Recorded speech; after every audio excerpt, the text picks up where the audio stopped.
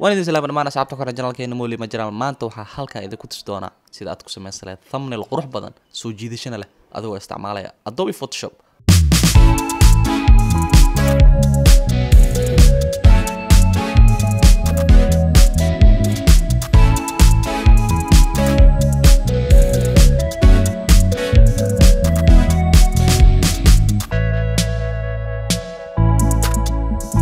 magacaygu waa Maxamed Liibaan waxaan ahay content creator waxaan channelkan ku soo upload gareeyaa 10 ku saabsan graphic design film making ka haddii ay tahay markii kugu horeysa channelkan soo boqoto waxaa si xushmad ku jirta kaaga codsanaya inaad channelka subscribe gareysid kambalkan furatid si aad u heshid 10 faa'iido leh waxna kugu soo kordhin doono inta aanan bilaabin muuqaalka aniga xataa ku boost gareenayo waa ku istaajinaya like garay muuqaalka aniga ayaa ku istaajinaya okay waa ku istaajiye waxaan rajeynayaa inaan muuqaalka like saartay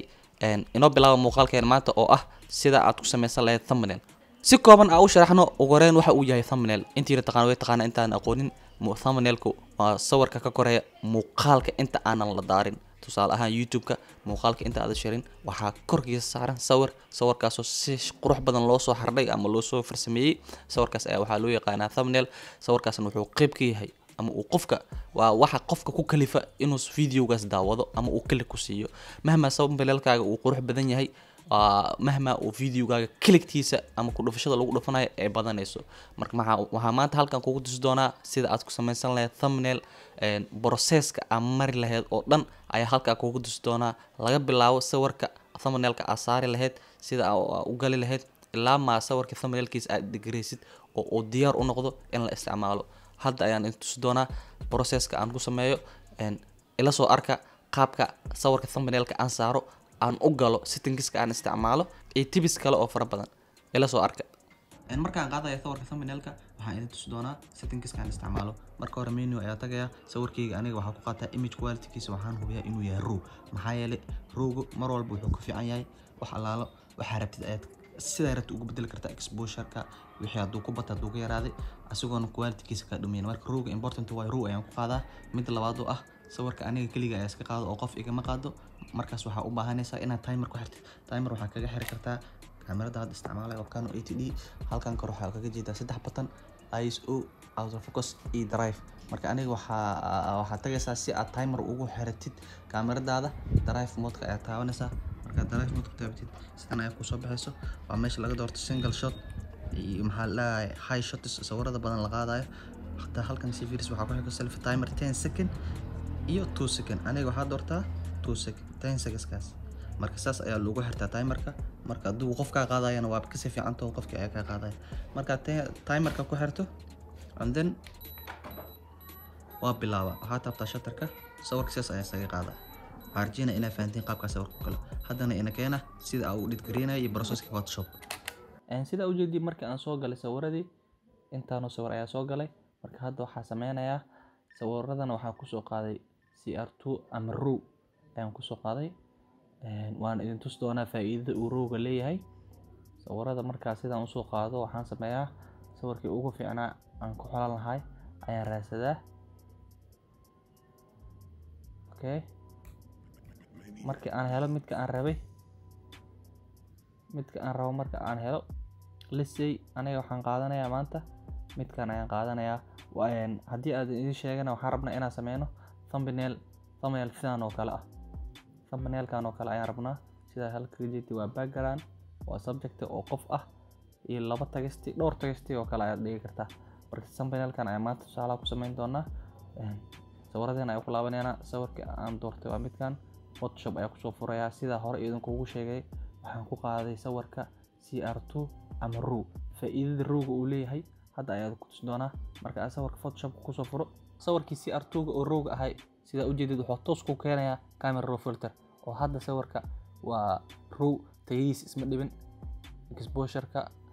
highlight-ka contrast-ga waxa aan rabo ayaa ka bedeli karaa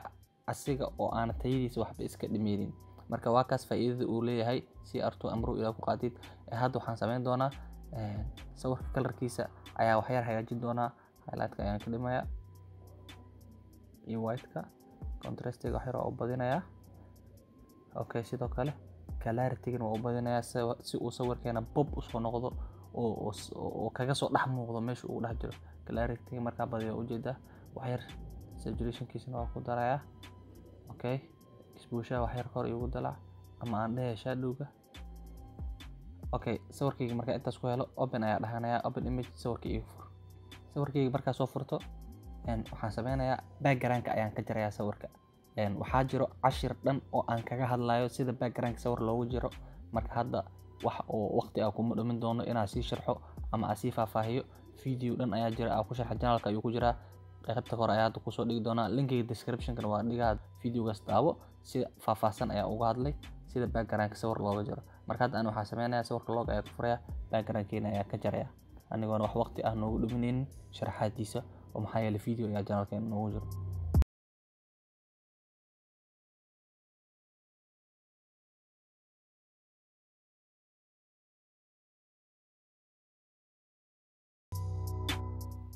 Okay, markii aad sawirkayga selection ka saarto waa ka jarayaa background-ka anigoo taabaya calaamadda mask icon-ka anigoo taabanaya. Layer mask-ga uu samaystayna right click u dheh,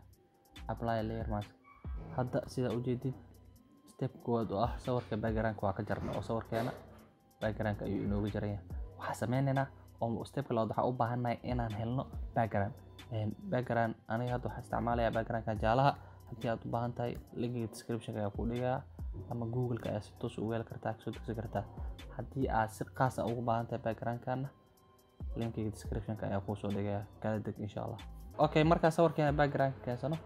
sida u jeedid sawirka background-ka aad ayuu ugu weyn yahay. Control T ayaan dhahayaa, resize ayaan dhahayaa, size-kiisa ayaan dib u yareynayaa. Hadda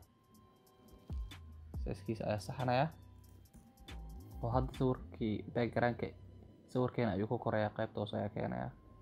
Okay, hadda waxaa ujeedaa in sawirkeeni subject-ga ama qofkii uu kor inoo soo jiro, background-kana uu hooseeyo. wax yar subject-ga control T dheh, size-kiisa ayaa weyneynaya. Markaan weyneeyo okay, I hope intaas inay ugu filan tahay. Okay, hadda marka waxaan u baahannahay sawirkeena waa qaleel inaan soo nuurino oo sawirka uu bob soo noqdo oo la arki karo. Midda kale tip kale ayaan ku siinayaa, qaybtan bidixda ah oo isticmaal qoraaladaada dhammaan, marnaba ha dhigin qoraaladaada dhanka midig badanaa sawirkaaga u isticmaal. Maxaa yeelay haddaa qoraalka dhigtid qaybtan midig YouTube-ku wuxuu u isticmaalaa batanadiisa oo dadka si oo nadiif ah uma akhri karaan. Marka qoraalkaaga si uu u noqdo mid qabad ah oo qof walba uu arki karo, si fudud ku akhri karo, dhankan bidix mari. Haddii kale dhankan midig hadaa marisay bataniska oo YouTube-ka isticmaali doono ayaa ka akhri doono. Okay, marka hadda u soo jeesano sawirkeena inaan wax yar qurxino oo stroke ku darno oo drop shadow ku darno. Double click ayaa dhankan ku siinayna. Marka double click ku siino halka inuu soo saki, marka hore waxaa sameynaynaa drop shadow ayaa ku dareynaa sawirkeena.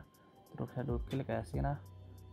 Badanaa waxaa sameeyaa drop shadow ayaa ku daraa. Drop shadow sawiradiisa waa u isticmaalaa. Drop shadow size-kiisa wuu weyn yahay hadda. wax yar soo yaree. Distance-giisana aad ayuu u fog yahay. Distance-ga waa soo celinayaa. Yaa halkan kaga jeedo soo celiya. Marka play with it, ku ciyaar halkan si aad u heshid result fiican oo ah drop shadow-ga.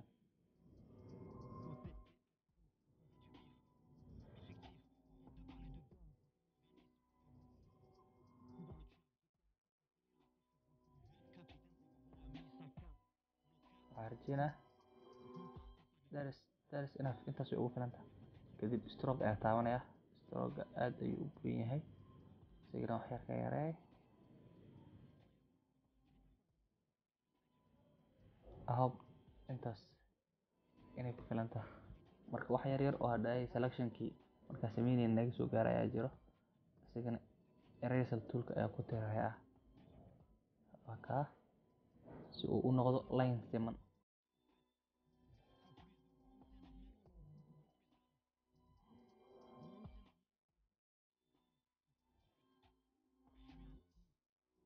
That's it.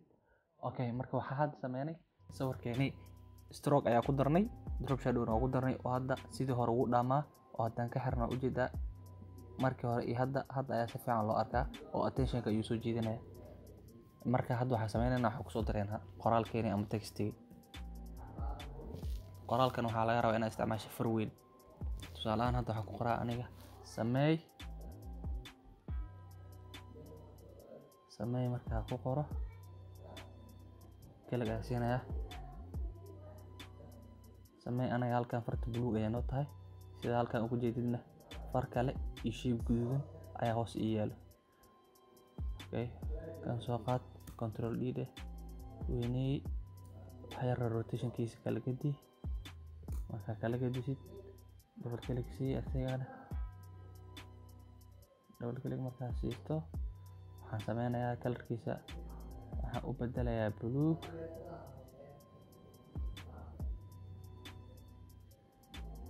kadibna waxaan ku darayaa stroke sidoo kalena drop shadow ayaa ku darayaa si looga arko drop shadow markaa ku daro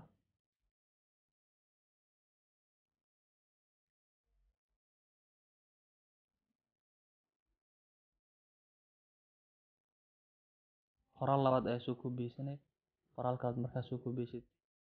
asna bedel waxa aad ku qorleed sameyso aniga tusaale waxaan ku qoraa sameyso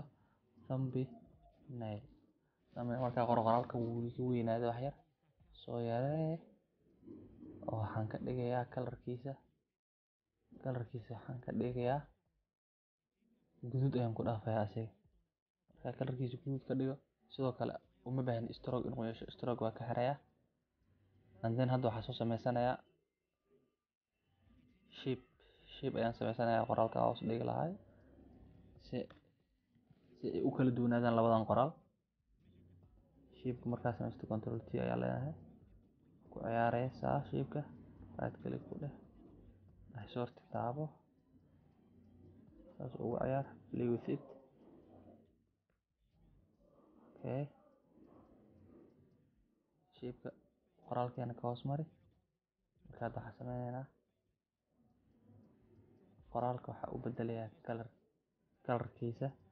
fontigan oo thumbnailka colorkeeda waxa ka dhigayaa mid cadaan ah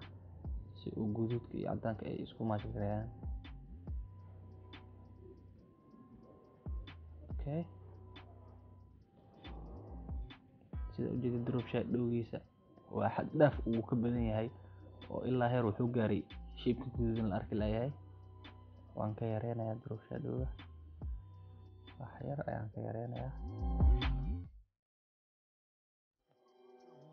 okay that's enough shape-ka iida wax yar weynay isagana okay hadda waxaa inaga dhiman thumbnailkeena sida halkaa kaga jeedid loogada photoshop-ka inoo soo qaad iyadana maantana loogada photoshop-ka ayaan soo qaadanayaa markaan hoos ayaa dhigayaa iyadana saaskeeda yarey control T dheh sidaan u yarey